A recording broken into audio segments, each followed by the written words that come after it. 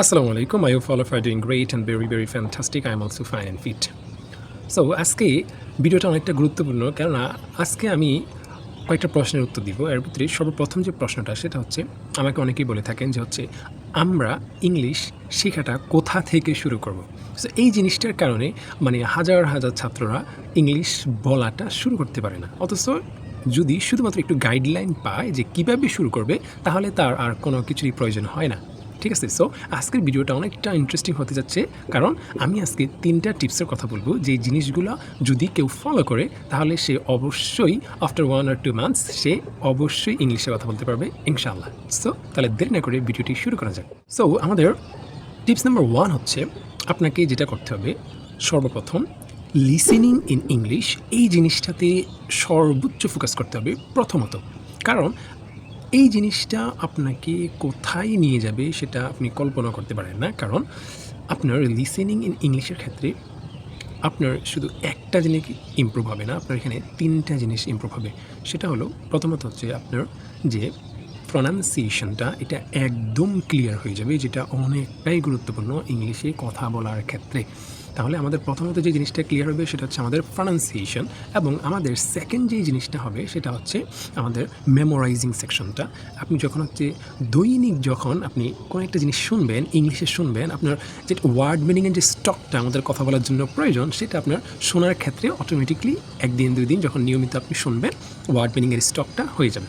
And 3 নম্বর যে জিনিসটা সেটা হচ্ছে স্ট্রাকচারগত, যে আপনি যখন কোনো একটি ফরেন কোনো ফিল্ম দেখবেন, বা হচ্ছে আপনি ইংলিশ কোনো নিউজ দেখবেন, বা হচ্ছে ইংলিশ কোনো কার্টুন দেখবেন, যাই দেখেন ইংলিশে যখন এটা শুনবেন এবং দেখবেন, তখন আপনার যে সেন্টেন্সের যে স্ট্রাকচারটা, সেই জিনিসটা আপনার অটোমেটিকলি হয়ে যাবে। সেটা আপনাকে মুখস্থ করা লাগবে না, বই থেকে মুখস্থ করা লাগবে না, শুনতে শুনতে আপনার অটোমেটিকলি হয়ে যাবে। হোয়াটস নেম, এরকম অনেক ধরনের ফ্রেজ, ইডিয়ামস, অনেক কিছু আপনার অটোমেটিকলি শুনতে শুনতে মুখস্থ হয়ে যাবে।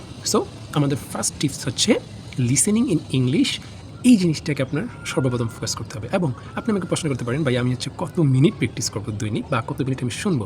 এটা সম্পূর্ণ ডিপেন্ড করবে আপনার উপর, আপনি কতক্ষণ সময় দিতে চান। তবে আমি স্পেসিফিকলি বলে দিব যে মিনিমাম 20 থেকে 30 মিনিট দৈনিক আপনি ইংলিশ শুনবেন একনিষ্ঠভাবে, মনোযোগ সহ। সো আমাদের সেকেন্ড টিপস হচ্ছে থিঙ্ক ইন ইংলিশ, অর্থাৎ আমরা যেহেতু বাঙালি, আমরা বাংলায় চিন্তা করতে পছন্দ করি। এটা খুবই সিম্পল একটা জিনিস, ওয়ে অফ নেচার, অর্থাৎ আমরা বাংলায় চিন্তা করতে স্বাচ্ছন্দ্য বোধ করি। কেন? আমরা বাঙালি, ঠিক আছে, our mother tongue is Bengali, so that's why we feel better to think in Bengali. But আপনি যখন ইংলিশে কথা বলার একটি প্ল্যানে আছেন, ইংলিশে কথা বলার একটি কোর্সে আছেন, একটি রুটিন ফলো করেন, তাহলে আপনাকে থিঙ্কিং জিনিসটা বাংলার বদল ইংলিশে করে নিতে হবে, বাংলার বদলে ইংলিশে চিন্তা করতে হবে আপনাকে। সো এই জিনিসটা অনেকটা গুরুত্বপূর্ণ, আপনার থিঙ্কিং স্কিলটাকে অনেক বৃদ্ধি করে দেবে। এবং আমাদের শেষ যে টিপসটা সেটা হচ্ছে সবচেয়ে ইম্পর্টেন্ট যে টিপস, সেটা হচ্ছে প্র্যাকটিস উইথ ইউর সেলফ। আমি কিন্তু এখানে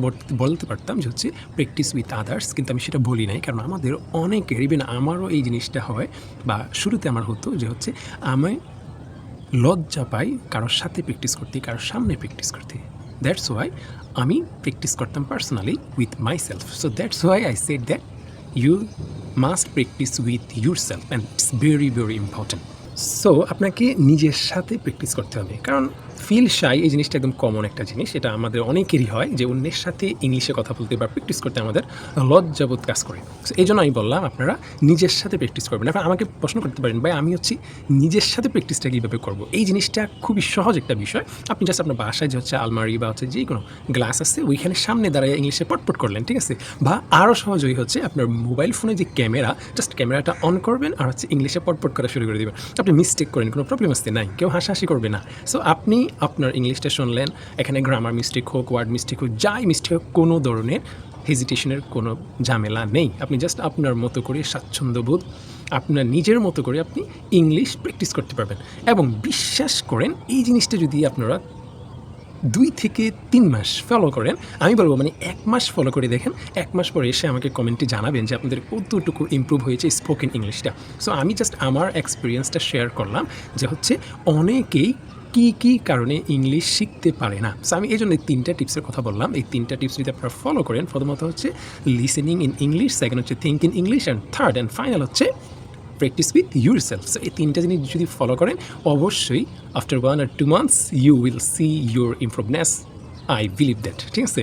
সো ইনশাআল্লাহ আশা করি ভিডিওটি অনেক ভালো লেগেছে, অ্যান্ড যদি ভালো লেগে থাকে অবশ্যই সাবস্ক্রাইব করবেন, and like, comment and share করতে ভুলবেন না। আসসালামু আলাইকুম।